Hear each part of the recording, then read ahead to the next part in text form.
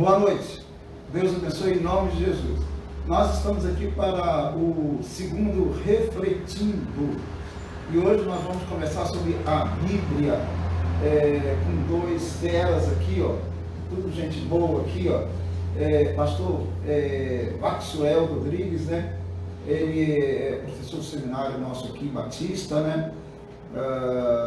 Ele também é secretário da Associação Batista do Extremo Norte Fluminense, a BENF, e aqui o Júnior Bartolazzi, né? Que nome, né, Júnior? Brincadeira, né?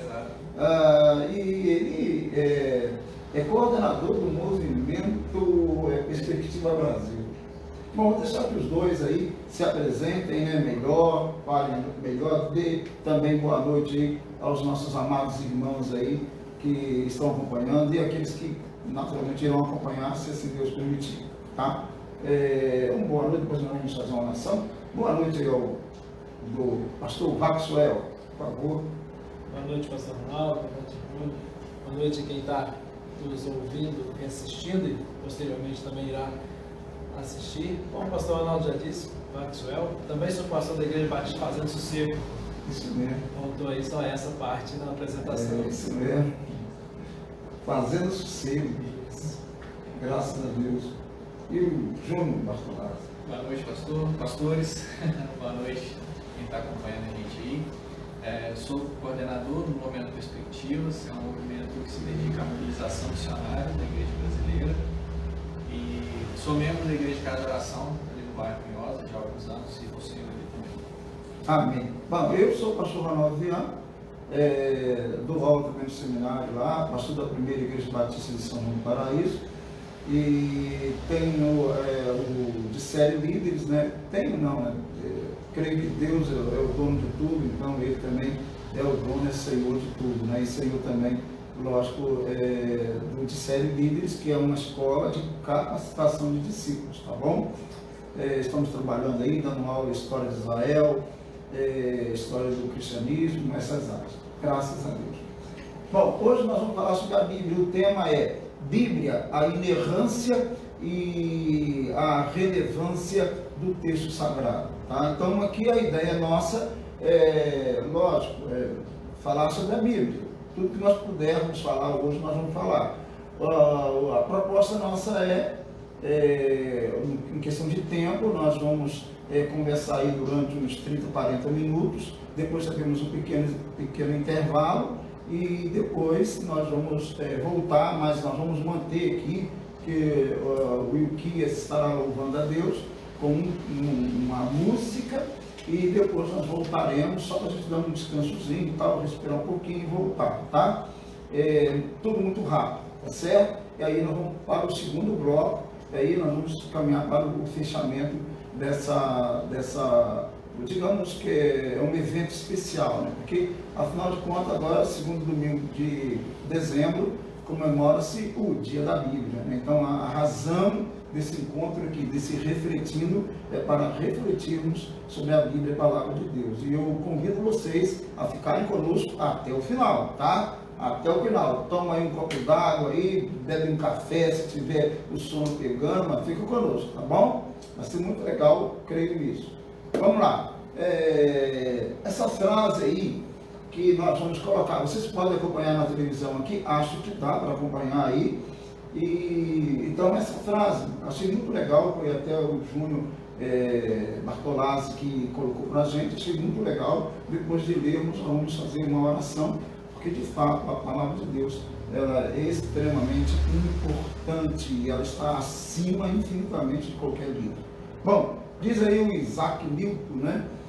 Se todos os grandes livros do mundo recebessem vida e se reunissem em uma convenção, no momento em que a Bíblia entrasse, os outros livros se prostrariam de rosto no chão. É isso aí, tá? Sir Isaac Newton, tá? É isso aí, eu achei essa frase maravilhosa, né? Tremendo isso daí, e é grande verdade. A Bíblia é a palavra de Deus, como palavra de Deus, ela é incomparável, tá? Pastor Maxwell, ore por nós, por favor. Senhor Deus, nosso Pai, nós te agradecemos por essa oportunidade de estarmos aqui para falar do texto sagrado, Deus, de podermos partilhar desses momentos. Pedimos a Deus que o Senhor esteja nos orientando, capacitando para esse tempo e que possamos estar somando ao conhecimento das pessoas num tema tão relevante e importante como é o tema proposto, Deus, que faz toda a diferença na vida das pessoas, esse texto, um texto que pode transformar vidas. Então, que nós possamos aqui sermos usados por Ti nesse tempo. Oramos em nome de Jesus. Amém. Amém. Bom, gente, a ideia é falar realmente sobre a inerrância, né? Ou seja, a Bíblia não tem erro, e falar também, junto disso, sobre a relevância, que é a importância dela como texto sagrado para todo o cristianismo. A verdade é que até mesmo o ateu, ele lê o texto sagrado, né? Pode ser para criticar, mas ele lê também, né? Então a Bíblia é o livro mais lido em todos os tempos, certo? Bom, o primeiro ponto que nós vamos falar aqui, vocês podem acompanhar ali, tem imagens, tem alguns escritos, e nós vamos começar agora sobre o cânon, né? Eu gostaria de pedir o Maxwell que iniciasse aí, falando um pouco, né, sobre o cânon, tá? Então, como já está ali para a gente, né, a palavra ela dá a ideia de uma montagem, né, de produzir algo que tenha uma certa medida, por assim dizer, e colocar esses livros em uma ordem, ou os livros que foram acrescentados tiveram, não se colocou da noite para o dia, teve todo um processo de montagem de estudiosos, de pessoas que demandaram um tempo para fazer isso. Então, assim, a gente tem o cânon, que é essa montagem da Bíblia, para que ela chegasse até nós hoje dessa maneira, passou-se por um processo, e esse processo recebe esse nome de cânon. Acho que de repente seria relevante a gente citar que, para começar essa montagem, tem pelo menos três requisitos básicos, que é a inspiração de Deus, o livro ser inspirado por Deus, depois o livro ser reconhecido pelo povo de Deus, e um terceiro passo, que é ele ser colecionado, ser preservado pelo povo de Deus. Então, assim, para que o livro esteja aqui, ele primeiramente passou pelo menos por esses três processos. A inspiração, né? O reconhecimento como texto de Deus e a preservação. É isso aí? Exatamente. É importante nós citarmos que, no caso, Deus é o autor, né? A Igreja de Cristo, o povo de Deus, reconhece a autoria de Deus no texto sagrado, tá? Ele é o autor, certo? Então, a Igreja não pode mudar o texto, pastor? É interessante o pastor ter usado a palavra processo, porque às vezes a gente olha para a história e a gente acha que algumas coisas que demoraram tempo para acontecer, aconteceram de forma pontual. Quando nós chegamos, né, aos livros sagrados que nós temos hoje, a composição bíblica, não foi marcado uma reunião, foi lá e vamos decidir isso aqui. Foi um processo, tiveram alguns critérios, como alguns que o Maxwell já citou para a gente aqui. Inclusive, a parte desse reconhecimento era feito a partir do conteúdo do texto que deveria estar dentro daquilo que a mensagem bíblica, a grande mensagem bíblica trazia, está de acordo, né? Está em concordância com a mensagem bíblica. Então, o reconhecimento do conteúdo do texto passava também por essa ideia de que ele devia estar em acordo com a mensagem bíblica, com o conteúdo em concordância com essa grande mensagem. Exato. E como é um texto de Deus, livro de Deus, texto de Deus, é claro que ele não tem erro, por isso a expressão inerrância. A questão, então, qual é o problema? A questão, certamente, o texto original de Deus, não há erros. O que pode ter acontecido ao longo dos anos, né? Isso é de copista para copista, de grupo para grupo, pessoas até, digamos, sem boas intenções, né? Pessoas sem boas intenções que tentaram de alguma forma tirar a credibilidade do texto, denegrir o texto. Mas o texto realmente, o texto é de Deus, a palavra é de Deus, né? Então ele é inerrância nesse sentido, não há erro, não contém erro. E às vezes o que acontece também, eu acho que é muito isso também, é a falta de interpretação coerente, né? Adequada, né? Aí as pessoas ficam querendo achar erros no texto, né? Quando deveriam achar erro, elas deveriam achar erro nelas mesmas e não no texto, né? Porque elas que muitas vezes estão totalmente erradas e equivocadas e tentam encontrar erro no texto. Bom, a gente só está começando a nossa conversa. Esse é o primeiro ponto, né? O cano, então, a ideia de cana, né? Vem dessa ideia de cana, aí vem a outra ideia de régua, né? De metro, a ideia de medir. Então a Bíblia, ela regula, ela é a nossa regra de fé e ela regula a vida da igreja. Certo? Por aí? Então, certo. Vamos lá, outro ponto. Vamos passando aqui, vocês vão acompanhando em casa, a gente vai conversando aqui. Júnior, e essa curiosidade, esses dados aí, interessante, né? A Bíblia, né? O tempo, né, também de escritura da Bíblia, não só 40 homens distintos, mas 40 homens vivendo em contextos distintos, né? Toda essa complexidade assim na formação bíblica. E nós olharmos esse livro e vermos que existe uma grande história de redenção sendo contada a partir de um escrito tão complexo, durante tantos anos, em contextos diferentes, em homens diferentes, a gente chega à conclusão realmente nítida da inspiração divina do texto sagrado. É fenomenal, né?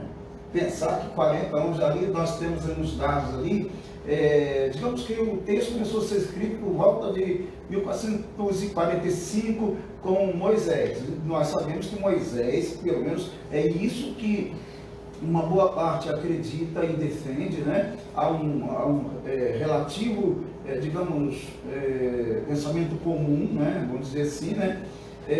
De que Moisés é o autor, então ele é o autor do Pentateuco, que para os judeus é a Torá, que são os 5 primeiros livros da Bíblia, né? E aí ele começa a escrever isso em 1445 e durante 40 anos ali no deserto, né?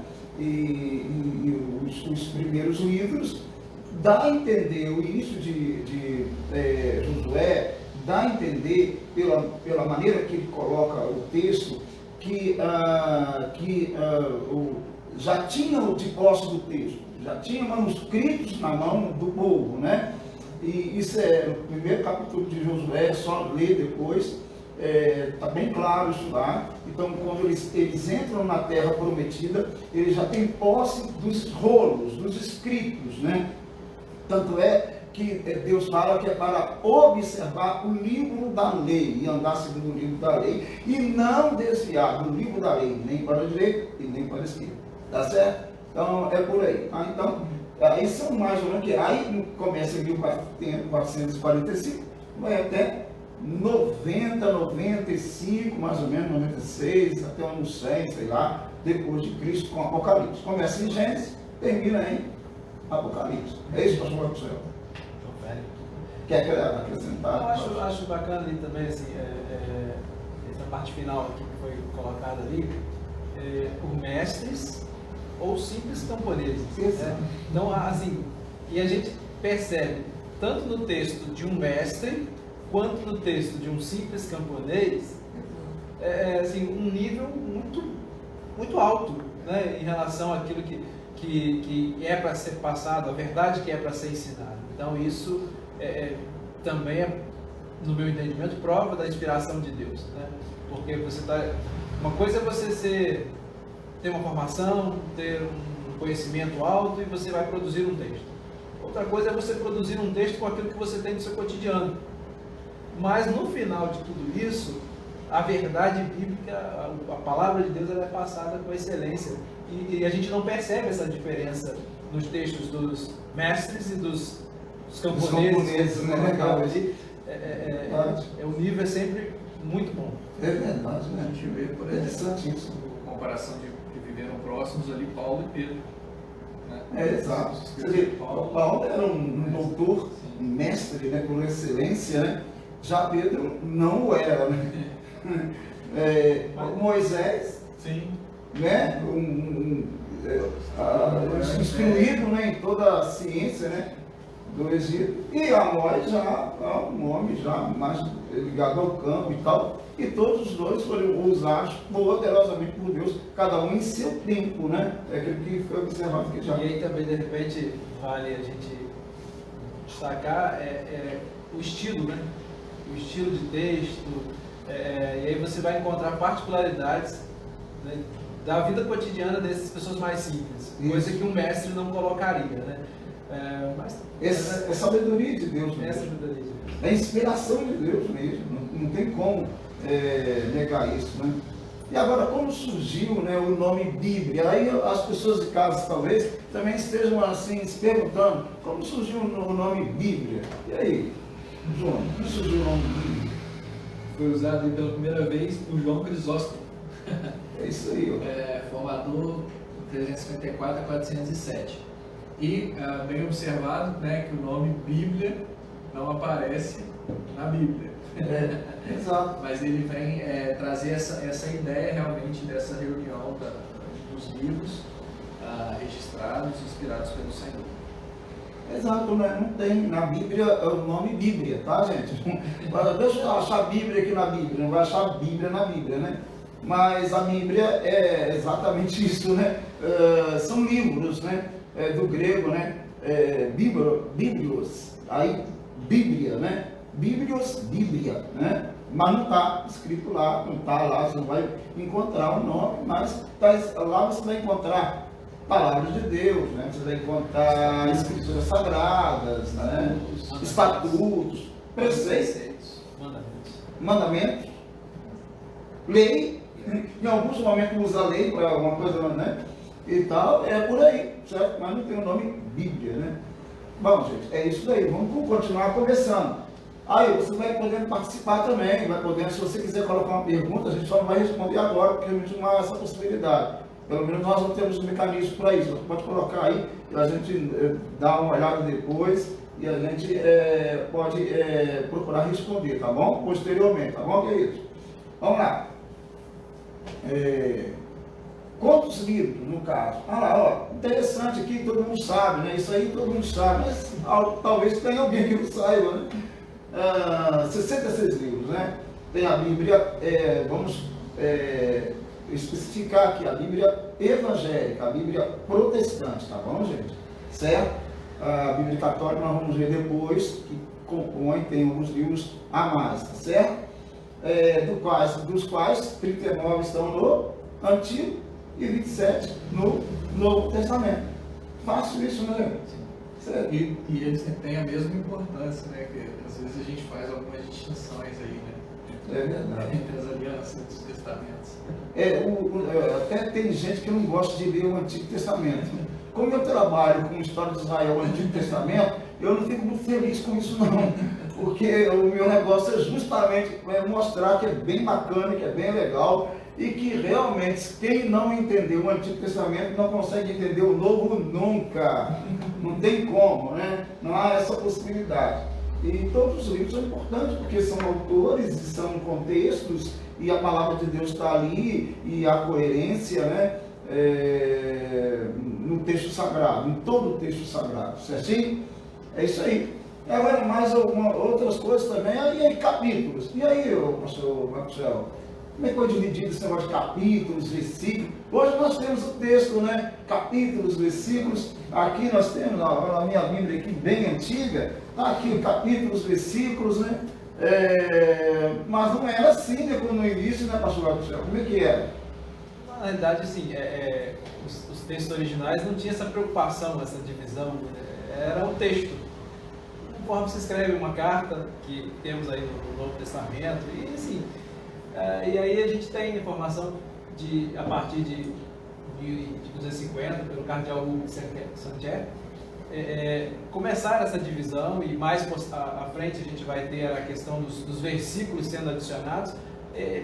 A ideia é facilitar a leitura, facilitar aí a consulta, acredito que venha facilitar. Essa ideia, só pode ter sido, né? Sim, A ideia, porque era um texto, era um rolo, né? Era um manuscrito, rolo, né? Depois foi diferente em folhas, mas de qualquer maneira é basicamente isso. E no caso o texto só. Poxa, a pessoa ia ler, hoje nós lemos assim, Salmo 10, não tinha Salmo 10, tinha Salmo, então é um texto só, é um rolo só. Você ia ler, por exemplo, Mateus capítulo 24, não tem como, porque não tinha capítulo, só tinha um texto só, o texto de Mateus, é um rolo lá de Mateus. Então é muito interessante, sim. Então essa divisão, né, aconteceu em 1250, essa divisão em capítulos. É como o pastor falou, o versículo vai ser depois. Acho bacana também, assim, que depois dos capítulos e dos versículos, hoje a gente consegue também encontrar com muita facilidade a estrutura, né? Os estudiosos já montam o texto em estrutura, ou seja, aqui trata desse assunto, ali trata desse, no versículo tal, ali tá. E eu imagino, assim, estou aqui voltando no tempo, né? Imagino que para aqueles antes de 1250, por exemplo, para se fazer um ensino, talvez até mesmo pelo fato do número de inscritos presentes, né? A gente não tinha a variedade que temos hoje, a facilidade de aquisição, fazer um estudo deveria ser algo mais, exigisse mais tempo, mais tempo, mais cuidado também, né? Mais cuidado, exatamente. Cuidado, né? Porque hoje ficou bem. Hoje nós temos bíblias de estudo de tudo quanto é tema, meu Deus do céu. Bíblia da criança, Bíblia da mulher, Bíblia do adolescente, Bíblia do jovem, Bíblia. Tem que ter cuidado. Deixa pra lá, que tem tanta Bíblia aí, tem tantos nomes, né? 1189 capítulos, né? E sendo que 929 capítulos do Antigo Testamento, tá? 260 do Novo Testamento, tá certo? É isso aí, curiosidadezinhas, né? A primeira Bíblia que foi dividida em, que teve capítulos e, poxa, deve ter sido muito legal, né? Você já pensou a primeira edição da Bíblia de Genebra, né? Você está lá em 1560 e você vai ler o texto ali, você vê capítulo e versículo. Poxa, deve ter sido muito revolucionário na época, né? Revolucionário, né? E a gente precisa ter cuidado também, né? O Marcelo citou a questão de estruturação do texto, para a gente também não ficar apenas detido nessa divisão de versículos e às vezes nos falta a compreensão de um contexto maior daquele versículo, justamente porque a gente enquadra apenas, a gente pinça de um texto no meio de um capítulo, para às vezes tentar defender argumentos nossos sem nenhum tipo de coerência bíblica. Então essa estrutura ela é muito útil para nós. Aqui até fala do motivo, né? Optaram pelos capítulos e versículos, vendo nisso a grande utilidade para memorização, localização e comparação de passagens bíblicas. É excelente, mas a gente não pode correr no risco, cair no erro de separar, trazer algo que não é a realidade do contexto a partir de uma pequena porção que a gente tira. Quando você analisa, o que está falando o Júnior é isso, quando você analisa o texto, tem que ter muito cuidado, porque você não pode se... Às vezes, você, até por um pequeno texto, você consegue entender o contexto, dependendo da situação. Mas dependendo, você vai precisar do livro todo para isso. É incrível. E uma coisa que eu sempre falo, assim, que a gente deve ir à palavra de Deus com o coração humilde, disposto a ser confrontado, e não já ir com os nossos pressupostos, buscando no texto sagrado algum pedacinho que defenda o argumento que eu quero.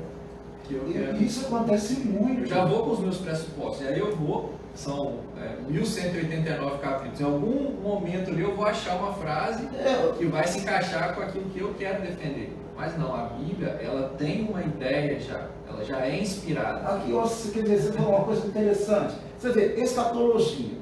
Mas o pessoal fica falando aí da questão do pré-tribulacionismo e tal. Rapaz, eu queria tanto que fosse verdade, que a igreja fosse arrebatada aí antes do milênio, coisa aí. Eu queria que fosse arrebatada agora, né? Mas eu não consigo entender isso. Mas eu queria, cara. Eu não quero pressuposto nenhum, eu não quero ideia nenhuma. Eu queria que fosse assim. Eu só não consegui entender assim. Né? Eu estou amarrado àquilo que eu tenho entendido das Escrituras. Você entende o que eu quero falar? Quero falar que às vezes já tem gente que já vai preparado, ele já entende algo, ele não quer nem saber de ouvir mais nada. Né? Eu já ouvi muitas vezes alguém com algumas teses que eu gostaria que fosse verdade, que é tão legal, é tão bacana, você é tão melhor, mas não. Agora, sobre a pergunta do senhor, né, com relação a essa expectativa desse povo que recebeu essa primeira edição, né, dela dividida, algo muito benéfico a partir dessa divisão foi justamente também a popularização do estudo bíblico, né, porque isso está facilitando com que não apenas mestres, agora estudiosos, detenham ali a análise bíblica, mas a gente vai falar depois também, acho que da Vulgata, né, que também tinha esse objetivo de popularizar, e na verdade isso é uma das missões da igreja, é isso, é trazer as escrituras e entregar ao povo para... E a gente não pode esquecer que nesse contexto ali de 1560, né, quando nós estamos falando aqui da Bíblia de Genebra, que já vem com capítulos e versículos, né? Isso em 1560 já temos a imprensa. Já tinha. Isso aí é de extrema importância, né? Poxa, é outra revolução que aconteceu lá em 1456, mais ou menos, né? E agora em 1560 já está em uso, né, bastante em toda a Europa, né? A imprensa, então, facilitou muito também essas coisas aí. Mas volta aí, a gente ainda tem que frisar, ressaltar isso que você colocou, o cuidado na interpretação, não chegar com os pensamentos, nem orem a Deus. Tem gente que nem ora a Deus, fala assim, não, peraí, eu entendo isso, acabou, nem preciso de Deus para entender. Isso são coisas absurdas. A gente tem que estar com o coração humilde, aberto, para tentar entender, através do Espírito Santo, o texto sagrado, tá? Pode só ia falar, sentir refalar. Não, nessa questão da interpretação, né? Claro que a gente até mencionou para facilitar o estudo, essa divisão e tudo, mas boa a colocação do Júnior aqui, no sentido de que talvez, dependendo da maneira que se chega para estudar a Bíblia, essa divisão ela pode mesmo atrapalhar.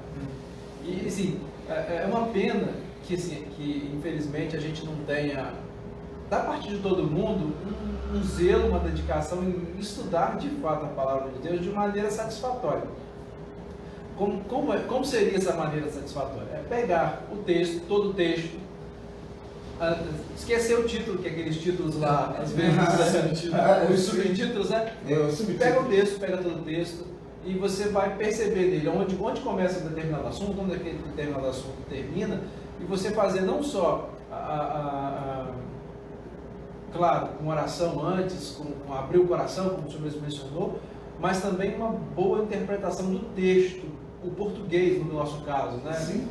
Porque também faz muita diferença. Claro que nem todo mundo tem a possibilidade de interpretar um texto com tanta clareza, mas muitas pessoas têm e não utilizam isso, e aí acabam pegando do Júnior, pegando do pastor Ronaldo, pegando do pastor Maxwell, uma resposta pronta, sendo que o texto bíblico ele tem a possibilidade de falar para mim, para você, individualmente. Então, assim, é claro que a gente está falando de versículos, e aí a chegada lá, no caso lá da primeira Bíblia impressa, trouxe essa possibilidade para aquele primeiro grupo que recebeu e que tinha acesso. Não deveria ser tão fácil quanto hoje ainda, mas teve acesso, porque assim, uma coisa eu ouvir o texto de alguém. Eu ia na igreja, eu ia no templo, e um mestre que ele tinha a cópia, ele dizia, ele lia e eu ouvia e ia embora. Uma coisa é eu ter acesso ao texto na minha mão, né, em casa, para que eu possa ler, para que eu possa reler. Acho que aí, nesse caso, a imprensa chegou para facilitar esse acesso, facilitar. A gente, popularizar a palavra de Deus. Quando a gente viu evolução da tradução bíblica nos idiomas que nós temos, a gente vê que a partir da imprensa houve um salto gigantesco em termos, né, a palavra de Deus, nos mais variados idiomas. A verdade é que a gente ainda está muito aquém no tempo que nós vivemos, com a tecnologia que temos, com tantos cristãos que existem em nosso tempo. A gente ainda tem um déficit com relação a isso. Se a gente for analisar os idiomas, são mais de 2.100 idiomas hoje no nosso tempo que não tem porções das escrituras. Porções. Se a gente for falar da Bíblia completa, são mais de 4.000 línguas que não tem a Bíblia completa no seu idioma. Então, isso é uma missão da igreja. O Cameron Townsend, né, que é um grande nome de missões modernas, ele vai falar que o melhor missionário é a Bíblia na língua nativa. Exato. Ela não fica desatualizada, ela não fica cansada, não precisa de férias. É o melhor missionário. E isso ainda é um desafio, né? Sim. Ter a Bíblia em todos os povos, em todas as línguas, né? Por incrível que pareça. E essa questão, ainda falando sobre a questão da interpretação, você vê que tem, a Bíblia é tão interessante que tem questões que são respondidas do Antigo que são respondidas no Novo, e questões do Novo que são respondidas no Antigo. Se eu não entender, se eu não compreender esse contexto todo, o texto todo, porque o texto todo é desde Gênesis até Apocalipse, né? Falando da Bíblia toda. Então, às vezes você tem um texto aqui no Novo Testamento que você só vai entendê-lo se você ler o Antigo. Mas há texto que você vai entendê-lo também se você ler o Novo. Então, você não tem como, né? É preciso ter esse exercício.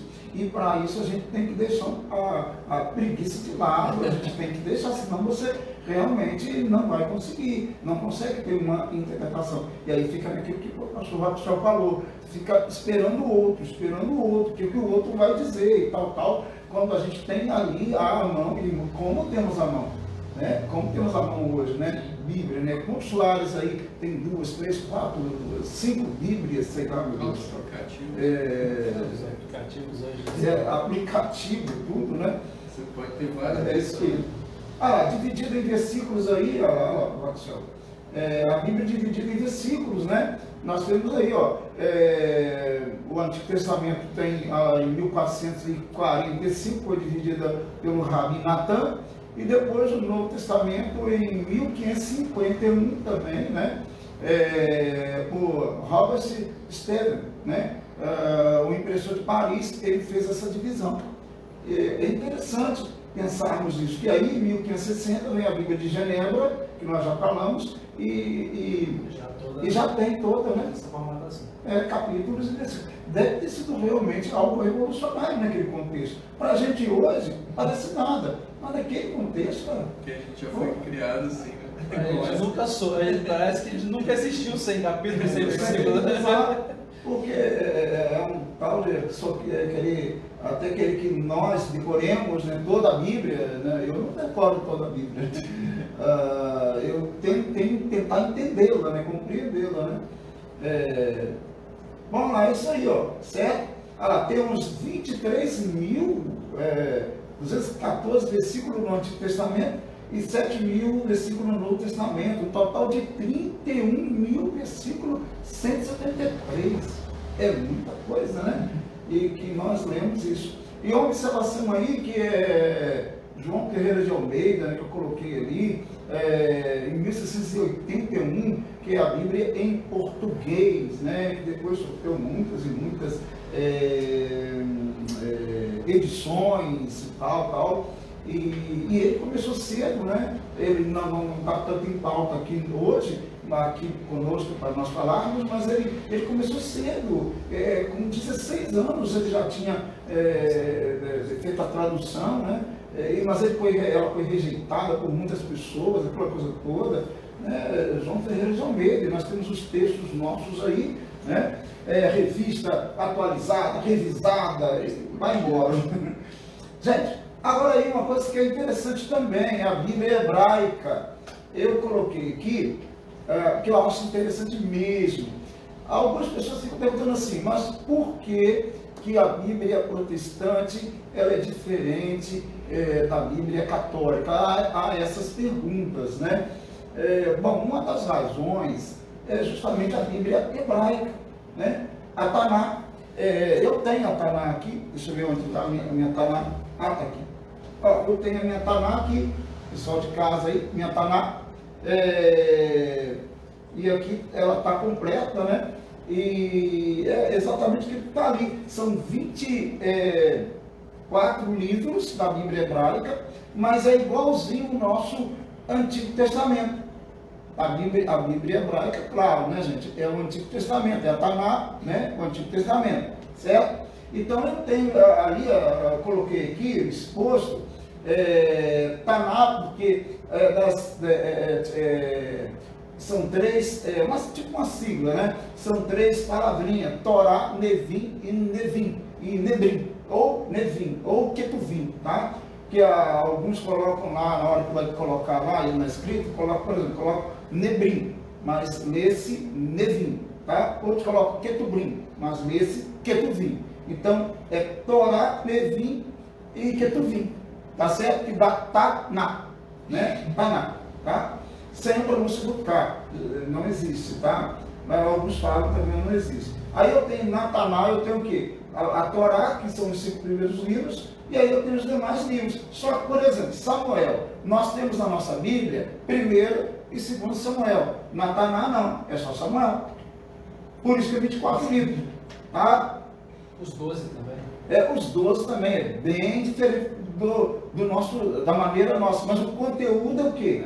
É o mesmo, o conteúdo é o mesmo. Então, essa Bíblia hebraica, o importante aqui que nós queremos colocar é que essa Bíblia hebraica, ela vai ser usada muito, muito mesmo, exatamente pelos reformadores e demais protestantes, certinho?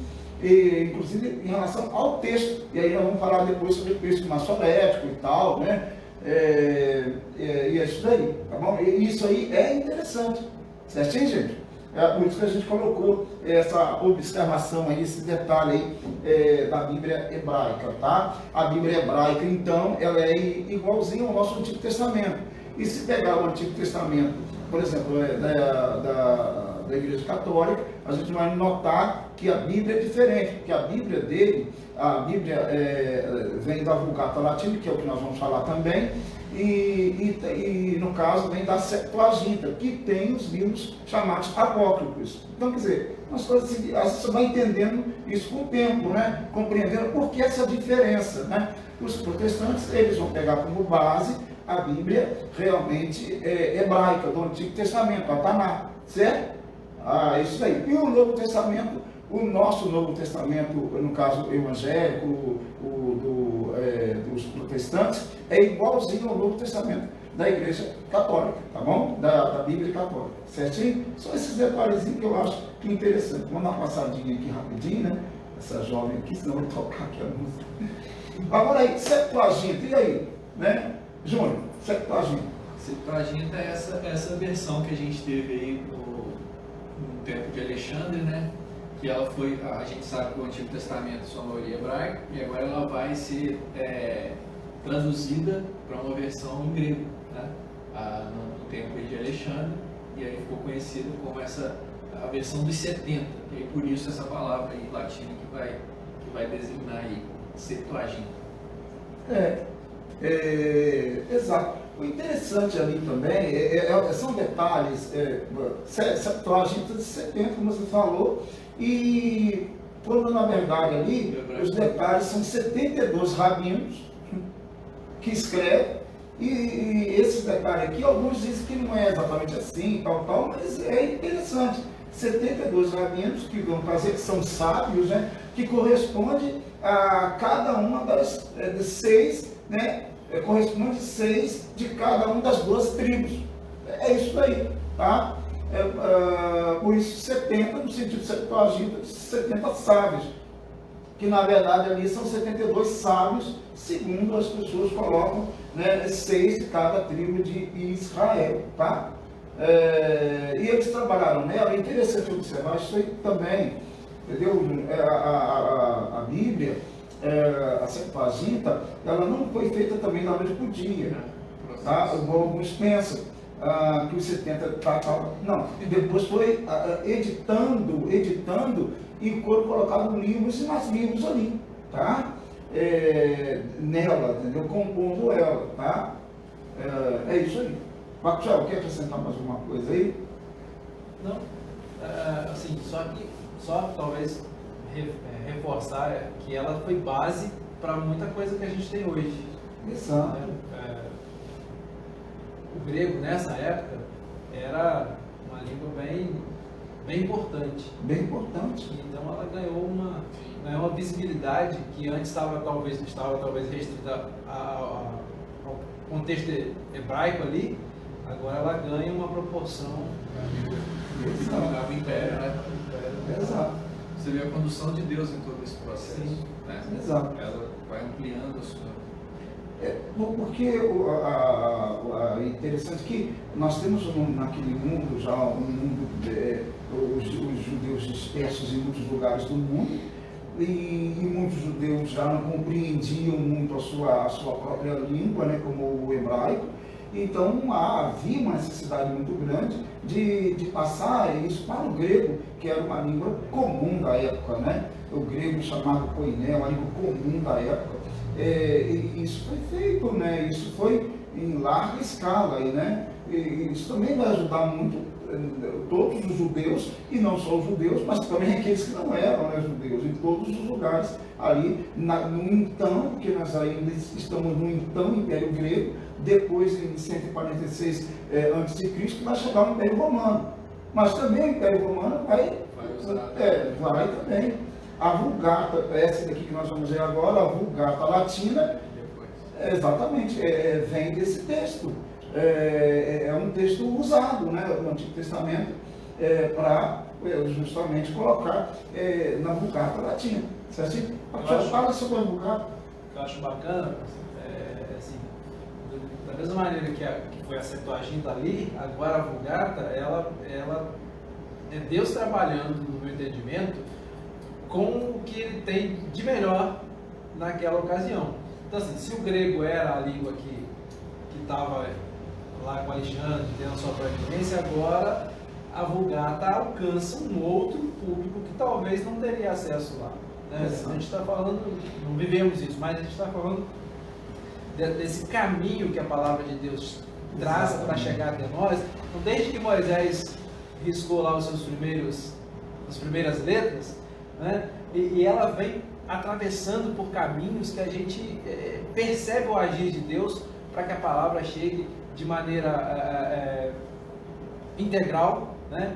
E ela passa assim, claro, a Vulgata é a tradução do latim, que vai também ser base para muita produção posterior, e aí no século V, né? Século IV, no final do IV, início do V, o Jerônimo, à medida do bispo Damaso, eu aprendi que pode ser Damaso ou Damásio, né?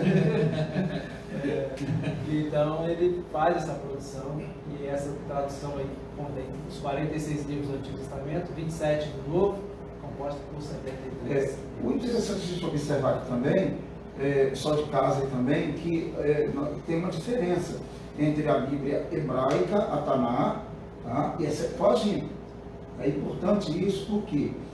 Porque há muitos judeus que não concordavam com a Septuaginta e eles mantinham o hebraico. Isso é importante ser colocado, certo? Então a gente tem, olha bem como o texto nosso do Antigo Testamento ele é muito seguro, entendeu? Tem gente que fica colocando dúvida, querendo colocar dúvida, mas ele é muito seguro, porque nós temos a Bíblia hebraica, né, cuidada pelos judeus que não aceitavam o grego, né? Era um contexto helenista, eles não aceitavam.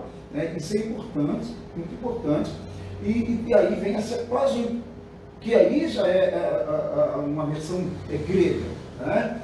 Aí eu tenho a língua grega agora, a Bíblia, e mais livros apócrifos, porque ela foi escrita no contexto desse período dos 400 anos de silêncio. Né? Então isso é interessante a gente observar. E a Vulgata, nós falamos sobre a Septuaginta, a Vulgata vai usar a Septuaginta, Jerônimo vai usar a Septuaginta, tá? e ele vai colocar alguns livros chamados apócrifos, mas não colocam todos, porque são muitos livros apócrifos que acabaram com edições na Septuaginta. Interessante também isso aí. Eu só pontuei isso porque isso é interessante. Mostrar que o texto hebraico, que o Antigo Testamento hebraico, ele foi mantido por judeus que não concordavam com a Septuaginta, com o texto grego, e nem usavam o texto grego, né? Até mesmo por causa da própria preservação da língua. Exato. Preservação da língua e a questão da questão do sagrado, né? Sim. O texto teria que ser no hebraico, tá? Júnior, mais uma coisa? Pode acrescentar aí, colocar alguma coisa. Ah lá, o nome deve ser, foi a Bíblia, a Vulgata, no caso, foi oficial da Igreja Católica até depois do Concílio de Trento, ela foi oficial, ela já era usada, depois foi oficial até o Concílio do Vaticano II, agora, em 1962 até 65, esse Concílio II. Tá? Depois vai ter a nova Vulgata e tal, aí a Igreja Católica vai ampliar bem essa questão também das versões dela, das traduções, tal, vai qualificar mais, né, isso daí, tá certo? Essa palavra que tem o vulgar, né, é algo pejorativo, né, no nosso contexto hoje, mas ele vem da palavra simples. Exato, simples, né, É comum. uma versão comum. Isso. Versão simples. Sim, comum. Gente, a gente vai ter um intervalo, né? Só passar mais um pouco aqui, manter um intervalozinho. Para nós, eu estou um pouco rouco aqui, eu não sei se eles estão, mas eu estou um pouco rouco. Vamos falar aqui o código de Leningrado, que também achei interessante colocar aqui também, que é ligado à Bíblia hebraica. Isso aqui é interessante porque nós temos lá em 1008, 1009, né, o Código de Leningrado, que é o manuscrito mais antigo disponível do contexto, do texto completo de todos os 39 livros da Bíblia hebraica. Isso é muito interessante. Isso vai mostrando o cuidado de Deus. Como que Deus vai cuidando do texto que é dele. Do texto que é dele. Então, a gente não tem como ter dúvidas, né? Não há como ter dúvidas de como Deus foi trabalhando, né? Então, eu coloquei esse códice aí para mostrar da Bíblia hebraica, esse manuscrito que foi mantido em 1008, então 1009, né? Que esse texto, esse código, ele serve de base para traduções aí, para pesquisa de Bíblias aí, protestantes, que nós temos hoje. Tá? Esse código está aí, tá? Ele está no Museu, né, de São Petersburgo, né, Leningrado, Rússia, certo? Acrescentar alguma coisa sobre o código? Tranquilo? Tranquilo mesmo? Bom, a gente vai ter um intervalo, queridos, esperando aqui o Wilkie chegar, mas até ele chegar, o Wilkie vai fazer uma palhinha aqui e tal. Não sei se está dando para vocês ouvirem direitinho aí. Nós vamos continuar. Nós vamos só esperar ele chegar aqui. Enquanto isso, vamos falar sobre isso aqui, essa figura aqui, ó. Acho que dá para você ver aí, tá? Algumas pessoas perguntam, mas quais foram os materiais usados para escrever os textos antigos, né? Um desses materiais está aí. Fala um pouco aí, Júnior, sobre o papiro. É isso aí, o papiro. Além de ser usado como papel, os egípcios também utilizavam o papiro como mão de obra para artesanato, no caso aqui, matéria-prima, né? Para artesanato, fabricação de cesto e até mesmo em pequenas embarcações. Então era um material que eles já tinham ali, né? O manuseio deles, e foi usado também para registrar o texto sagrado, o papiro. Exato. Né? Eles pegaram aquele, olhando assim, parece uma cana, não parece essa cana? É o tipo mesmo. No Nilo, nas margens do Nilo, tinha muito isso, né? E eles usavam para fazer o papel, né? Depois de processado, ele fica uma espécie de folha e ele mantém as fibras que tem na planta, né? Aquelas fibras, não fica o papel que a gente tem hoje, aquele papel lisinho, bonito, né? Não tem como. Mas ele ficava muito próximo do papel que a gente conhece, assim, para ser utilizado. Era uma evolução e tanto. Tecnologia. Saindo das tabuinhas de barro, né? O papiro era algo. Fora de sério, né?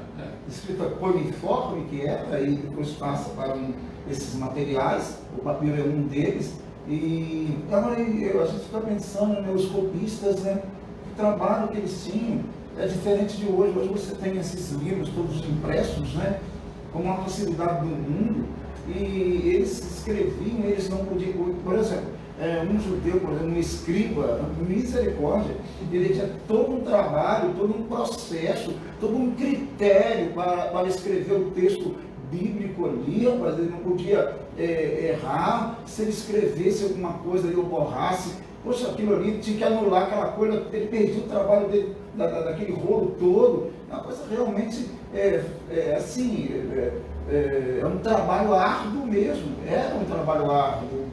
Escrever os textos, né? E com esse material aí, é claro que mais árduo ainda, mais complicado ainda, né? Não era uma caneta igual a gente tem hoje, né?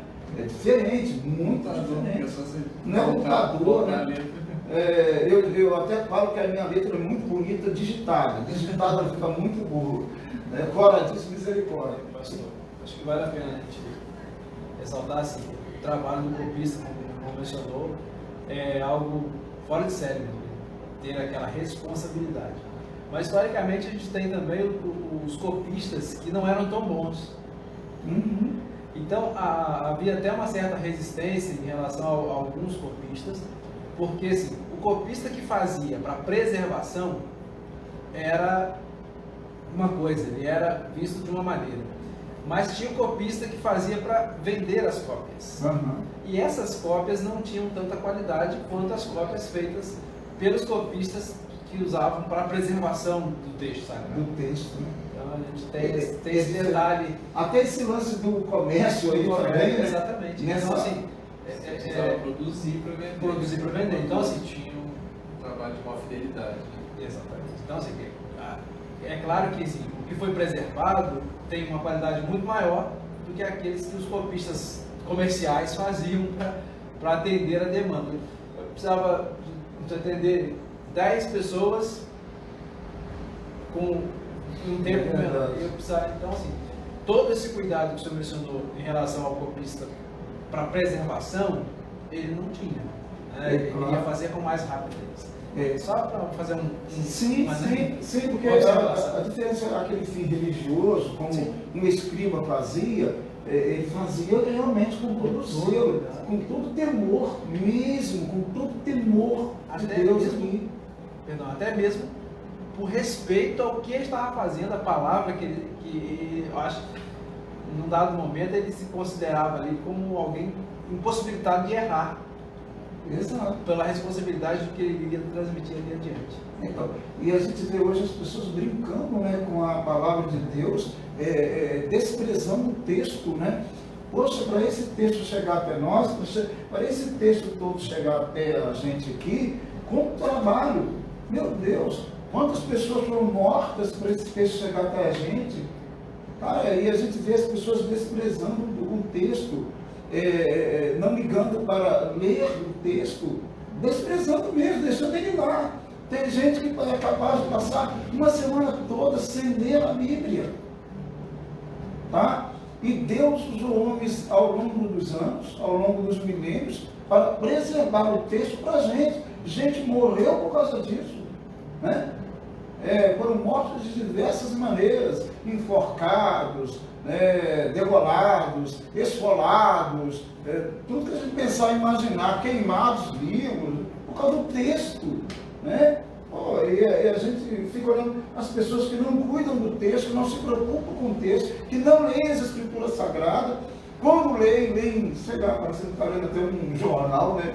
Jornal aí qualquer. Ou só caixinha de promessa. Ou pensa que é uma caixinha de promessa e tal, gente. É uma delícia ler o texto, né? A Bíblia, a palavra de Deus, a gente tem que valorizar. Até em relação a essa questão das pessoas darem a vida pelo texto, só traz para a gente mais uma confirmação de que ele é um texto verdadeiro. Porque ninguém morre por uma mentira. Exatamente. E poxa, as ninguém pessoas... dá a vida. Se a gente fosse contar, a gente não tem ideia, não tem números, quantos morreram por causa do texto bíblico. Até hoje morrem por causa do texto bíblico. Né? Agora mesmo, não sei se vocês viram, ou você, pastor Baixal, viu, que lá na Índia, que tem um lance lá, um pastor foi preso. Por quê? Porque está pregando as Escrituras, pregando o texto sagrado. Tá? Então, a gente tem que valorizar mais, né, a Bíblia. Fica aí essa dica aí para o pessoal que está escutando, né? Valorizar mais o texto, porque, poxa, muita gente morreu, muita gente trabalhou arduamente para a gente ter esse texto em nossas mãos hoje. Falar nisso, eu tenho aqui escrita em couro, pergaminho, né? Aí muda, né? A gente sai do papiro e o pergaminho, que é outro material usado também. Aí, fala aí, Júnior, um pouquinho sobre o pergaminho, né? O pergaminho, dá para ver como é que era, né? A gente está passando aí pelas evoluções, né, dos materiais. Só antes, voltando um pouquinho, né, vocês citaram a questão de sair da tábua e a gente vai para o papiro e a evolução, e como que em todas essas circunstâncias, tanto quando a gente vê na história, a Bíblia assumindo agora a linguagem do grego e depois do latim, e o tempo em que o escrito começa a ser inspirado por Deus, já temos a condição de utilizar esses materiais, como em tudo isso a gente lembra quando a Bíblia fala que Jesus vem na plenitude dos tempos. Deus usando em cada tempo, né, os recursos, aquilo apropriado para que a vontade dele vá sendo executada. Vamos lá no pergaminho aí. É o nome dado a pé de animal, geralmente de cabra, carneiro, cordeiro ou ovelha, preparada para nela se escrever.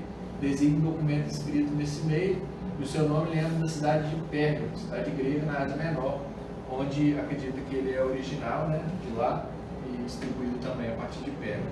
Detalhe do pergaminho, que ele tinha que ser de pele de animal limpo, claro, né? Não podia pegar lá, por exemplo, um porco e tentar escrever, porque não ia. Deus me livre, cara. Misericórdia, tinha que ser de animal chamado na Bíblia limpo, tinha que ser de cordeiro, tinha que ser de carneiro, esses animais limpos, né? Preparo também, né? Preparo também. Todo preparo e tal, era algo extraordinário.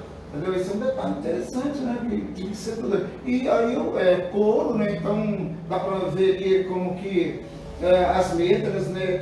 Como eles escrevendo, eu acho que o pessoal de casa também deve também ver aí. Mas olha essa imagem para a gente fechar aqui, que o Kias vai louvar o Senhor neste momento. Olha lá, essa imagem. Olha o pergaminho ali, sem a escrita, está sem escrita. Olha lá. Agora o pastor Vaxel vai pegar o pergaminho e vai escrever. Não, mas olha como é que é. É o rolo, né? É o rolo. E aí o escriba ia ali, né, com um material adequado e iria escrever ali, certinho? Depois ele iria guardar, tinha depósito, tinha vaso, essas coisas todas. Gente, terminamos agora. E o que vai louvar o Senhor, e aí a gente volta, só para a gente tomar uma aguinha ali e tal, respirar um pouquinho, a gente volta, tá bom? Deus abençoe em nome de Jesus. Segura aí, fique aí, nós temos muito mais ainda para a glória de Deus, tá bom? Deus abençoe. Vamos ouvir agora o Wilkes louvando a Deus.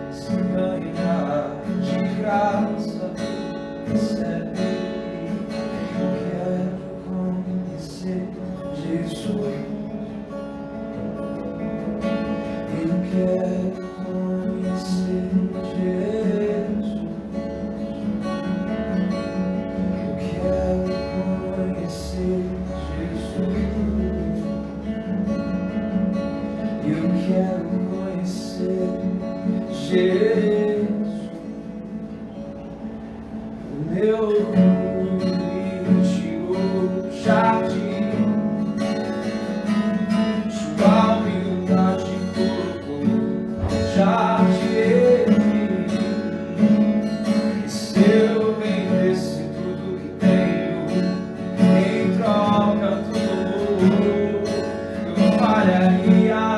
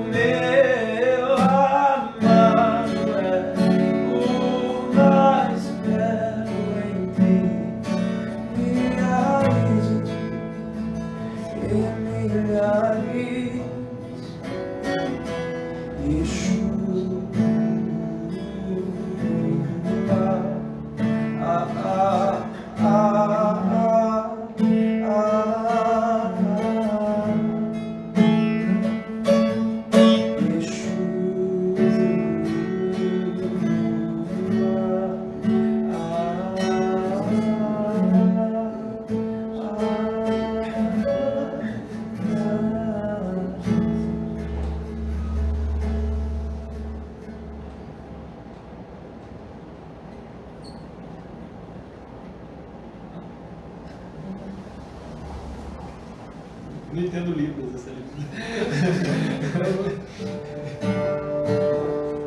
Não, vai agora não, né? Pode ser.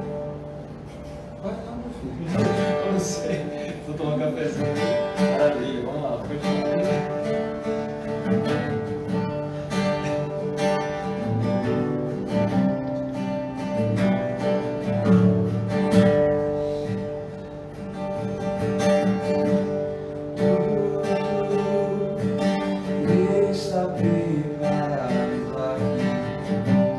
A casa e o meu coração.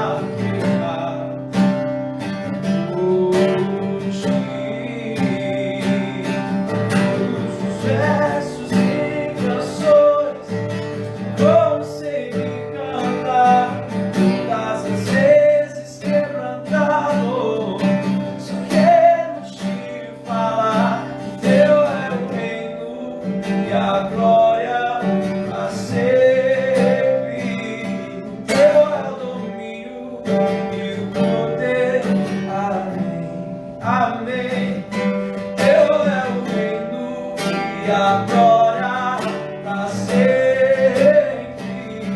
Teu domínio e o poder, amém, amém.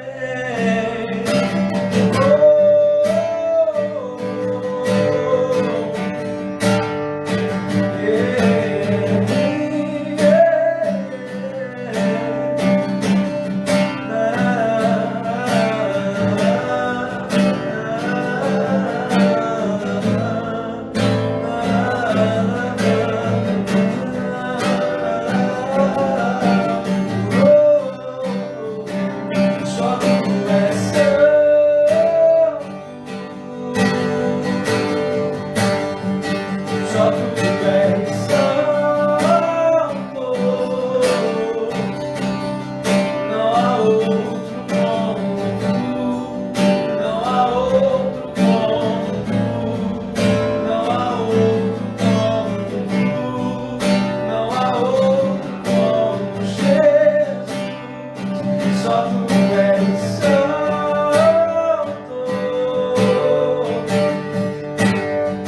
só tu és santo,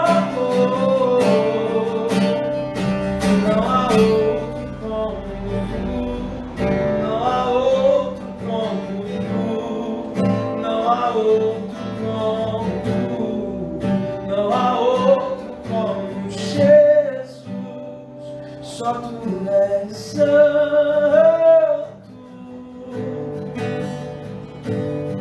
só tu és santo, não há outro como tu, não há outro como tu, não há outro como tu, não há outro como Jesus, só tu és santo, só tu és santo, não há outro como tu, não há outro como tu, não há outro como tu, não há outro como Jesus, só tu és santo,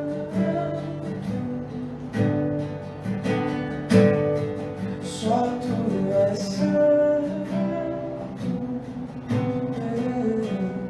não há outro como tu, não há outro como tu, não há outro como tu, não há outro como Jesus.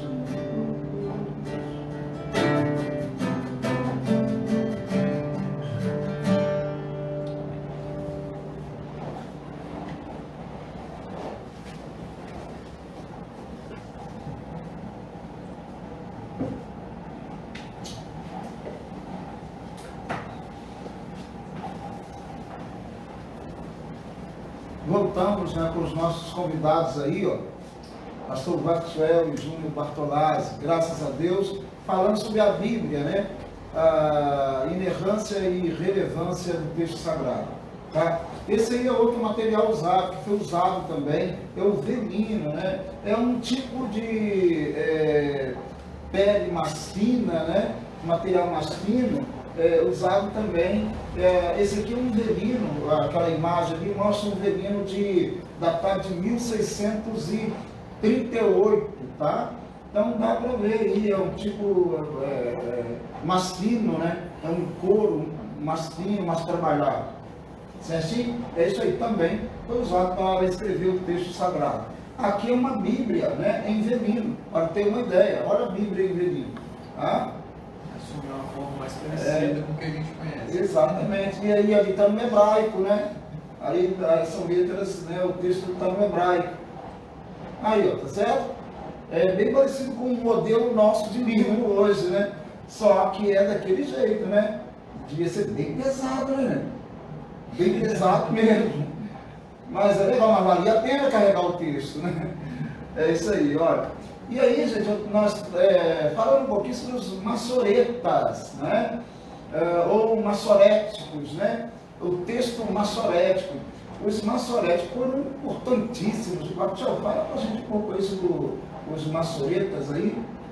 Então, é um grupo, né, como está ali já mencionado, de escribas, que se dedicou a preservar e cuidar, né, das escrituras, que hoje, né, é o Antigo Testamento. Então eles tinham essa função de produzir um texto e conhecido como texto maçorético, que refere-se a essa Bíblia hebraica, a preservação, a manutenção do texto. Eles tinham essa função, os maçoretas. Isso. Né, Ju? Os transmissores.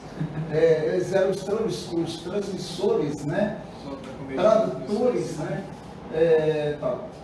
O interessante dos maçoréticos é que eles introduziram, porque o hebraico, eu vou mostrar aqui que fica mais fácil para todo mundo ver. Dá uma olhadinha. Olha o hebraico. Tá? O Maxwell trabalha com hebraico, não trabalha? Grego, né? Ah, se você é grego, você é hebraico. Tá vendo? Você tem a mesma palavra. O que os maçoréticos fizeram? Eles colocaram esses sinais aqui, vou ter que ficar em pé para falar, né? Vou fazer de conta que é uma sala de aula. Isso aqui, tá vendo? Aqui tá as mesmas letras, isso aqui é o tetragrama, né? Vamos dizer, né? É claro que se um judeu for ler isso daqui, ele vai ler, ele não irá ler, tá? Ele vai falar Hashem, que é o nome, ele não vai falar, ou então o Eterno, ele não vai tentar ler isso daqui, porque eles respeitam tanto, eles não querem errar na pronúncia. Mas vamos dizer, lendo isso aqui seria Iaver, por exemplo. Então, I-A-Ver, né? Então eu tenho aqui o Yud, né? Tem o Tatá aqui, o Re, o Vav e o Re novamente. E eu tenho esses pontozinhos aqui, tá vendo? Esses sinais. Necudotes, que são o nome desses sinais. E esses sinais, então, foram os maçoréticos que introduziram na letra hebraica, certo? É isso daí, entendeu? E aí vai dar esse som que temos. Então, I, no caso, começa daqui para lá, né? I-A-Ver, I-A-Ver, tá? Assim, que eu tenho o Patal, o Serê e o Segol. E exatamente eu tenho aqui, tá vendo? Isso aqui é correspondente, no caso, o A, tá vendo? E a Vé. Basicamente isso daí. Os maçoréticos, então, eles vão, era isso daqui, eles vão colocar esses sinais aqui, que são os necudotes. É isso daí, só para dar uma ideia do que os maçoréticos fizeram e como que eles foram importantes, né? Porque o povo judeu, espalhado pelo mundo todo, está perdendo a pronúncia, né? Porque eles estavam convivendo com o hebraico, quanto mais assim, né? Espalhado em toda a Europa e tal. Então eles precisavam desses sinais aí para poder produzir o som, certo? Mas os judeus, os rabinos, né? os escribas, esse pessoal geralmente mais ortodoxo, né? Eles não vão pronunciar assim como eu fiz aqui não. Eles vão dizer Hashem, é o nome, eles vão dizer o Eterno, eles jamais vão usar, vão tentar pronunciar o tetragrama, jamais. Então isso aí é só para dar uma ideia, e os maçoréticos foram muito importantes também, porque eles vão ajudar muito, né, o texto hebraico, a escrita hebraica, o hebraico bíblico que nós estudamos, né, vai ser mais fácil pronunciar e entender, tá? Então é dentro tudo do contexto bíblico, como que foi trabalhado. Bom, falando em outras coisas também, aí a gente vai pensar agora assim, meu Targum, é outra palavra meio estranha, né, Júnior? Esse Targum aí, Júnior, você complicou tudo, rapaz. Que negócio é esse, Targum, rapaz? Parece nome de vinho, mas não, né? É interpretação, né, ou paráfrase, né, que e aí foi na época de a escrita compilada lá em Israel, Babilônia, e os dois mais conhecidos aí, né, o Targum Onkelos sobre a Torá e o Targum Jonathan Uziel, se eu li certo aí, sobre o Neviim, que são aqueles dois que o senhor tinha falado, né, que fazem parte da composição da Bíblia hebraica. Lembrando que aí, né, na tradução literal do Targum, é para a gente uma interpretação, uma paráfrase. Exatamente. Não uma... Comentários, né? Isso, não uma tradução literal. Não, é que eles, no caso, é a mesma ideia. O Targum, ele vai originar-se no contexto lá, vamos colocar de Esdras e Neemias, né? Antes de Cristo, nós estamos pensando aí em torno de 400 e vamos colocar 50 antes de Cristo, 50 e poucos antes de Cristo, tá? E eles vão pegar, no caso o hebraico, e vão passar para o aramaico, entendeu? Targum pega do hebraico e passa para o aramaico. Isso também vai ser importante. Tá? E eles vão fazendo isso até ali, eu coloquei até o 5º século fazendo esse trabalho. Tá? Então eu tenho um desenvolvimento no próprio Jerusalém, tem na Babilônia, né? Esses escritos, esses comentários, feitos por rabinos, né? Por mestres, escribas, passando do hebraico para o aramaico, porque naquele contexto o aramaico era a língua comum. Tá? Aí depois chegou o grego e ficou o aramaico e o grego. E o grego, na verdade, pelo que dá a entender, se destacou. Sim. A palavra que eu estava tentando achar é tradução exata. Aqui no texto. Aqui. Não é uma tradução exata. Não é uma tradução exata da Taná, não é uma tradução exata da Bíblia hebraica, né, do Antigo Testamento. Não. Mas são comentários que explicam ou tentam explicar. A gente tem algumas dessas hoje também. E tem gente que acha que é tradução exata. Por exemplo, a Bíblia Mensagem, ela é uma paráfrase, ela não é uma tradução literal, tradução exata. Não, é até interessante a Bíblia Mensagem, mas há de se ter cuidado. Sim, tem que fazer essa ressalva. E muito cuidado, mas pode ajudar. Não, ela é boa, o texto é bom, ela só não é uma tradução exata do texto sagrado. Por isso que tem que ter cuidado na hora que for estudar. Mas é legal sim, é uma proposta interessante, desde que entendamos isso. É como um Targum, né? Tem que entender que ela é um texto aramaico, que vinha do hebraico, mas que não era uma tradução exata daquilo que está escrito. É assim, gente? Em momento algum houve a intenção de substituição. Nem no Targum e nem hoje na própria palavra mensagem. Continua sendo o escrito original ou lá a tradução exata, o melhor é se consultar.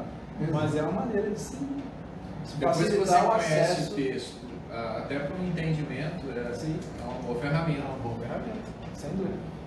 A gente lança mão de comentários. Né? Quando a gente vai estudar, é claro que o primeiro comentário tem que ser o seu. O primeiro comentário é o seu. Mas tem bons comentários também. Mas eu vejo, pessoal, que há uma visão substitutiva da versão mensagem. Eu vejo que muitos cristãos consomem, né, essa versão na ideia de que é uma tradução bíblica, de uma paráfrase. Isso é um perigo. Mas nem todos. Não, isso você lembrou bem. A intenção quando ele fez não é substitutiva. Não pode mas ela é consumida assim.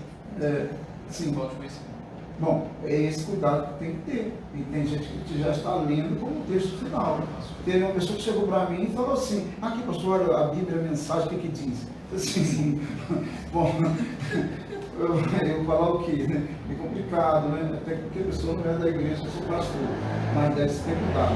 Gente, Talmud agora é outro nome também, assim, um pouco estranho para alguns aí, mas é outra coisa também bem interessante, são comentários também. O Talmud é diferente, né? O Talmud vai ser comentários, os judeus fizeram isso, rabinos, ao longo dos anos, da Mishnah, que é a lei oral. Olha bem, então vamos lá, vamos tentar entender. Eu tenho, para os judeus, eu tenho a lei escrita, que é a Torá, é o que a gente tem nas nossas Bíblias aí, como eles têm na Taná, tá? Que é a Bíblia, a Torá escrita, certo? Muito bem, que Deus deu a Moisés. Para eles, Deus deu então a Moisés a Torá escrita e também deu a Torá oral. A Torá oral explica a Torá escrita, que essa Torá oral é chamada Mishnah, por eles, né?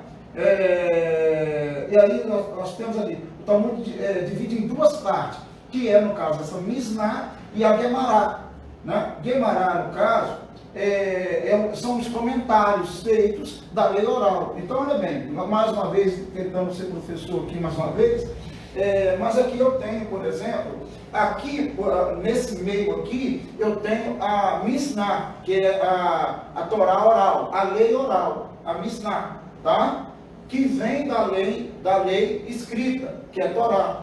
E aqui em torno, aqui, eu tenho comentários. Então, esses comentários, né, que é a Guemará, certo? Por aí. Esse é o Talmud, tá? Talmud judeu. Isso é importante? Muito importante, porque, tá vendo aqui, ó, é a mesma coisa que eu mostrei agora há pouco. Eu tenho a Torá oral e eu tenho em torno dela os comentários de rabinos ao longo dos anos, né? Da Torá oral, que no caso explica a Torá escrita, que é isso que nós temos aí, que é o Pentateuco, etc, etc, etc. Tá? E muitos judeus vivem de acordo com isso daqui. Mas isso pode ajudar-nos em alguma coisa? Pode ajudar, porque através desses textos, pesquisando-os, nós vamos conseguir entender algumas coisas, entender alguns costumes, entender algumas coisas do contexto bíblico, tá? Se é assim, tem a Guemará de Jerusalém, a Guemará de Babilônia. A Guemará de Jerusalém ela é menor, a Babilônia ela é mais importante, ela é mais completa, tá? Aqui está o Talmud, olha bem, Talmud aqui são muitos, né, comentários, né? Muitos comentários mesmo. É difícil encontrar essa obra em português, que eu saiba não tem, tá?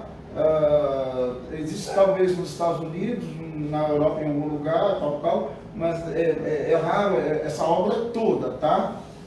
Essa obra toda é muito rara. Muito bem. Passando aí, estamos chegando ao final, né? E agora vamos falar um pouquinho aí, ó, o pastor o Júlio fica à vontade para falar sobre os manuscritos do Mar Morto, né? Os fragmentos da caverna de Qumran, datado aí, né, encontrado, né, em 1940, 1950, mas interessante informação aqui, que são os manuscritos mais antigos, né? Nós temos aí com cerca de 1000 anos antes do escrito original da Taná. Né? Pastor, a importância dos manuscritos do Mar Morto. Descoberta recente, né? Mas é recente assim, né?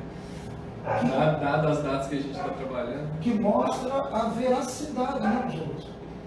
Sim, mais material que comprova, né, que traz peso ao texto bíblico que a gente vem tendo, e possibilita também aos estudiosos, aqueles que produzem as traduções, terem acesso a um material mais próximo do original possível, né? Exato. Então, assim, são de grande importância e marcam, mais uma vez, marca a trajetória bíblica e a preservação disso, do texto. E assim, a gente está olhando para algo que foi encontrado numa caverna, alguém em algum momento guardou esse material, né? Então, e hoje a gente tem então essa possibilidade de a gente, assim, os estudiosos, né, ter acesso a esse material e aí produzir a tradução, rever algumas questões que talvez tenham sido colocadas, enfim, é assim, para a questão do nosso texto, uma descoberta bem bacana, bem interessante. A Exatamente. quantidade também, né? Quantidade de manuscritos. Exato. É uma quantidade bem considerável, né? Aí está dizendo, porções de toda a Bíblia hebraica foram encontradas, exceto o livro de Esther e do livro de Neemias. Você olha bem. Quase toda. Quase toda a Bíblia é encontrada nesses manuscritos. Então, gente, é algo extraordinário, foi encontrado agora, de 1940 a 1950. Realmente é algo assim, fora de sério, porque vai mostrar, nós estamos falando sobre a relevância e a inerrância da Bíblia. Né? Isso tudo vai falar como a Bíblia caminhou ao longo dos anos, dos milênios, e mostrar a inerrância dela. E os manuscritos do Mar Morto só somam aos nossos argumentos, né? De que, manuscritos, eu já vi alguns interpretados, transcritos na verdade, né, por especialistas, e que vai realmente mostrar textos, por exemplo, de Isaías, perfeitamente como nós temos. Isso mostra, gente, que realmente é um texto preservado por Deus ao longo dos anos, né? Isso veio para poder realmente jogar luz a esse contexto de dúvidas que as pessoas colocam sobre o texto sagrado, né? Infelizmente, né? Mas esses manuscritos mostram a veracidade, né? é um achado arqueológico extraordinário, né? Que prova o valor que a Bíblia tem, que o texto tem, tá? Quer dizer, Isaías, por exemplo, ele escreveu por volta lá de 700 e pouco antes de Cristo, e o texto dele é achado agora, né? Olha bem, mais de 2.000 e tantos anos depois foi achado o texto dele, tá? Então, é algo extraordinário mesmo, tá? Muito extraordinário. Bom, gente, a gente estamos chegando ao final, né, desse especial sobre a Bíblia, né? Quero ouvir as considerações do Júnior Bartolazzi, depois do pastor Maxwell, e para nós fecharmos então esse momento aqui, nós agradecemos você que está acompanhando esse evento, né? Esse refletindo, é o segundo refletindo, agora sobre a Bíblia, a palavra de Deus. Vamos lá, João. Bom, agradecer a todo mundo que está com a gente até agora, você também vai assistir posteriormente o material. Agradecer ao pastor pelo convite, por essa viagem do tempo aí também, né? Ao Maxwell também que está com a gente aí, obrigado por esse tempo de reflexão, muito bom. E nesse mês tão especial, se aproximando, né, essa data tão especial para nós, como é o Dia da Bíblia, a minha consideração é que a gente tenha mais consideração mesmo com a palavra do Senhor, que ame mais, que se dedique mais a conhecê-lo, em entender toda a revelação do Senhor para nós, que já nos basta estar revelado nas Escrituras, então que a gente possa realmente, como Moisés deixou para a gente aí, né, conheçamos e prossigamos em conhecer. Nós faremos isso através da Escritura, mas não somente conhecendo, mas também deixando que ela nos transforme à medida que vamos nos aproximando do Senhor nesse relacionamento. E para fechar aí, quero também, o pastor Ronaldo já está sabendo, a gente está vivendo um tempo de transição, né, na nossa vida, como eu disse, a gente encerra o ministério do Movimento Perspectivas, na Igreja de Casa da Ação da Vinhosa, mas estamos nos mudando agora em janeiro, eu com a minha família, para Curitiba, vamos nos juntar à Base Nacional de Perspectivas lá, de lá vamos servir as igrejas locais na criação de ferramentas para a mobilização missionária nas igrejas locais.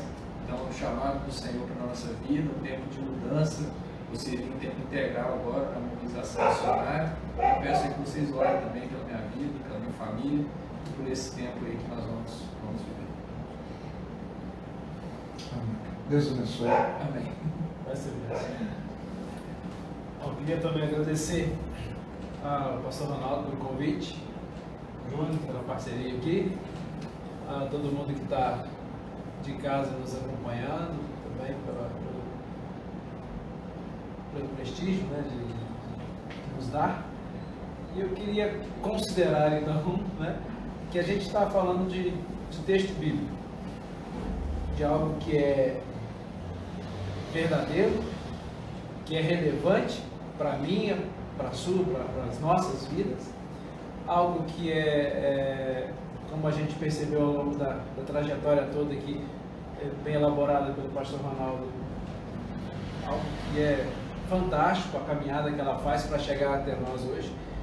E assim, não há dúvida de que a Bíblia ela não contém erro naquilo que é ensino, naquilo que é a palavra de Deus, né? A Bíblia não está preocupada em ser um compêndio de ciências, mas se ela falar de ciências, é verdade. Não é um compêndio de história, né, pastor Ronaldo, mas se falar de história, é verdade. Então assim, ela é relevante, ela é verdadeira, só basta que a gente busque nela um conhecimento. Não adianta ter a Bíblia, ter várias versões, várias traduções, se elas estão empoeiradas lá na prateleira, no armário, onde quer que seja. Leia o texto bíblico, né? Essa é a consideração que eu faço. Esses que aqui estão já leem muito, né? Mas você que está em casa, leia também, conheça o texto bíblico. Se você tem dúvida, qual é a melhor Bíblia que eu posso possuir, procure o seu pastor, ou procure um pastor que você conheça, peça uma orientação, ele vai te dar uma orientação de qual versão, de qual tradução você adquirir, mas não deixe de conhecer o texto bíblico e principalmente aplicar a vida aqueles ensinamentos que nós temos ali. Amém. Amém, gente? Gente, eu quero agradecer ao Júnior, né? vamos sentir saudade sua, né? Ele disse que vai para Curitiba, né? A gente gosta de saudade, né? O Baixão não vai, ele vai ficar aqui. Até porque ele é o chefe nosso aqui, né? O executivo, né? E ame a Bíblia, ame as Escrituras Sagradas. Eu me converti lendo a Bíblia. Eu não ia em nenhuma igreja, não ia mesmo, tá? Eu fugia, né, de qualquer igreja, mas eu estava em casa e lendo o texto sagrado. Deus falou comigo e ali então eu entreguei minha vida a Jesus. E depois é que eu fui procurar um lugar para congregar, tal. Então, leia essa Escritura Sagrada, valorize. É um texto que está conosco aí já, vamos colocar aí 3.500 anos, que começou a ser escrito, considerando 1450 a.C. com Moisés, né? E aí a gente vem ao longo dos anos, ela sendo escrita, produzida, levou 1.600 anos para ser produzida, né? Considerando 1450 e mais 100 anos no Novo Testamento, né? São realmente muitos autores, mas autores que foram inspirados por Deus. Você não precisa pensar em encontrar erro na Bíblia, você tem que pensar em olhar as Escrituras, ler as Escrituras e ver o erro que você tem, tá? Porque é mais fácil, entendeu? Do que se fazer isso. Ser humilde, se colocar diante do texto. O que faz alguém entender o texto não é ele conhecer o original, o hebraico, o grego, não é isso, não é ele ser doutor, indouto. O que faz ele entender o texto é realmente uma vida humilde aos pés do Senhor, se aproximar do texto, temendo o texto, né?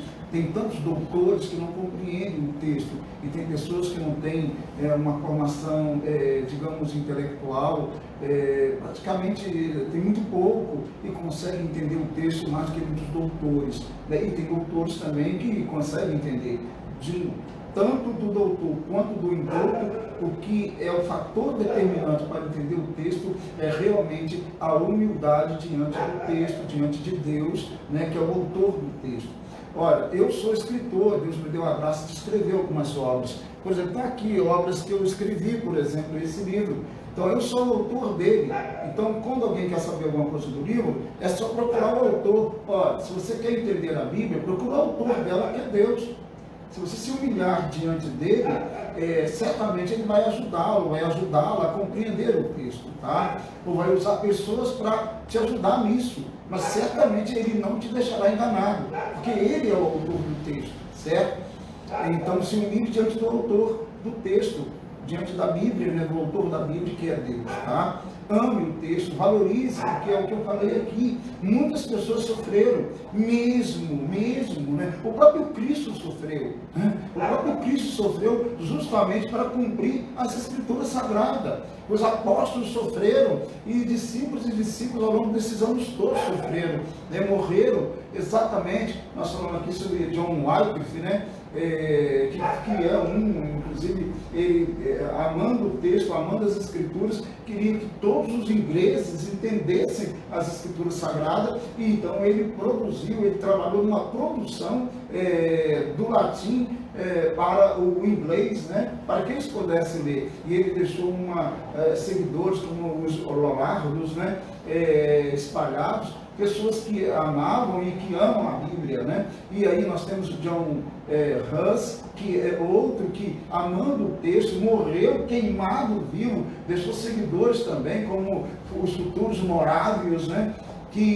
Rusitas, que aí vão depois na localidade da Morávia, aí são os morávios, e vão amar o texto. Então ame o texto como os reformadores amaram o texto. É claro que teve alguns que não entenderam direitinho, mas eles amaram o texto, né? Por exemplo, Lutero não entendeu muito direitinho ali a questão de Tiago, né? Ele achava que era palha. Claro que ele estava errado nisso, mas isso não tira o mérito de Lutero em ter traduzido a Bíblia, pegando lá, usando inclusive Erasmo de Roterdã, o grego de Erasmo de Roterdã, traduzindo para o latim, depois, aliás, para o alemão, né?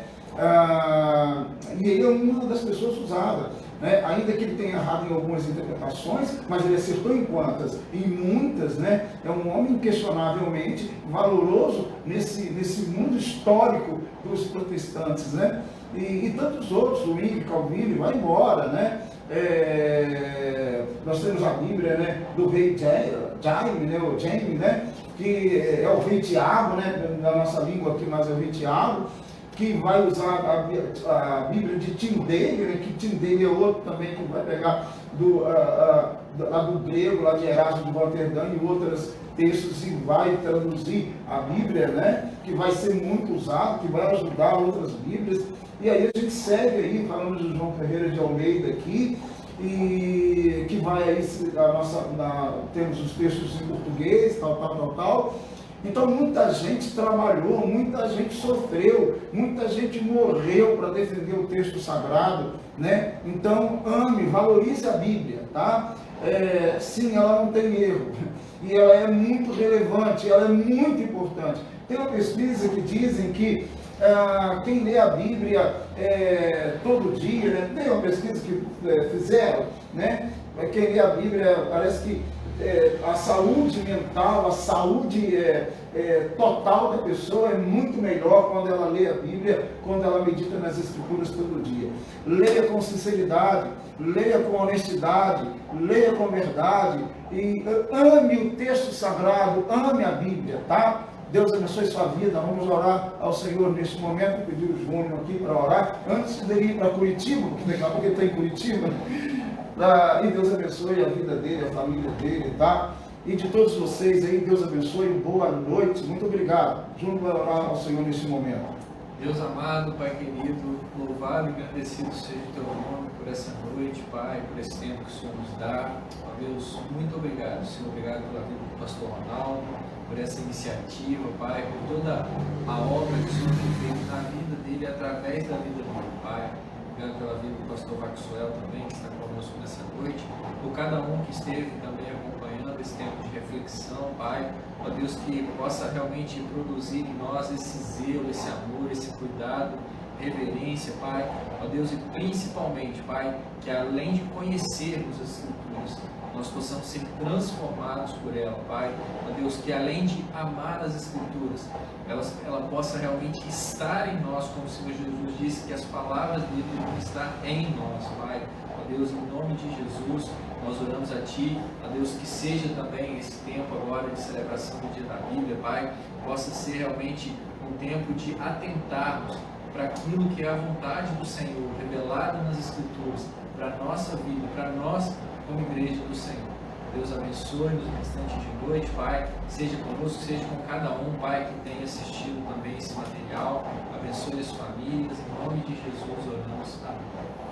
Amém. Deus abençoe. Esse foi o segundo Refletindo a Bíblia, a inerrância e a relevância do texto sagrado. Deus abençoe grandemente em nome de Jesus. Muito obrigado, tá? Vai ficar gravado aí. Quiser rever depois, é só fazer, tá? Deus abençoe em nome de Jesus. Muito obrigado. Obrigado, pastor Maxwell e o Júnior Macrolai. Deus abençoe grandemente em nome de Cristo. Amém? Amém. Amém. Graças a Deus.